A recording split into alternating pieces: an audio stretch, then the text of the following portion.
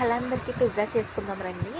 Batter అంతా mix చేసి పెట్టేసుకున్న తర్వాత ప్లేట్ మీద ఆయిల్ రాసి బ్యాటర్ అంతా ఈవెన్గా స్ప్రెడ్ చేశాను. స్ప్రెడ్ చేసిన తర్వాత ఇది హోమ్ మేడ్ అని చెప్పాను కదా, మొత్తం చీజ్ కానీ నెక్స్ట్ టమాటో పేస్ట్ కానీ నేను అన్నీ ఇంట్లోనే చేస్తాను అనమాట.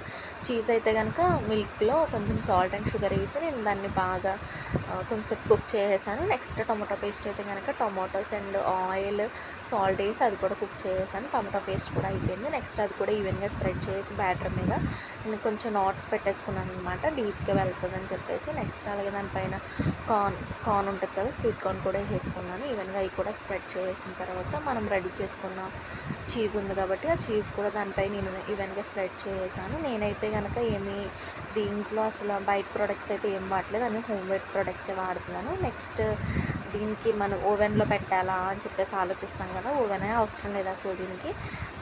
నెక్స్ట్ కేక్స్ కానీ ఇలాంటివి ఏమన్నా చేసుకోవాలంటే ఓవెనే కావాలి, అసలు ఓవెనే అవసరం లేదు. జస్ట్ ఒక బాండి పెట్టుకుని అది ఓవర్ హీట్ అయిన తర్వాత ఇది దీన్ని అప్లై చేసాను. నెక్స్ట్ మూత పెట్టేసాను అంతే.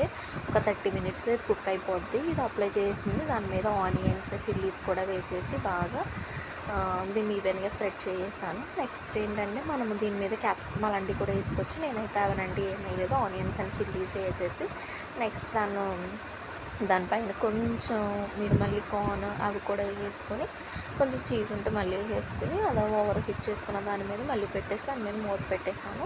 మూత పెట్టేసి 30 మినిట్స్ అయిన తర్వాత చూడండి ఎంత బాగా వచ్చింది పిజ్జా. సూపర్ అంటే సూపర్. అసలు నేను మా సిస్టర్ తినేసాను. Thank you, bye.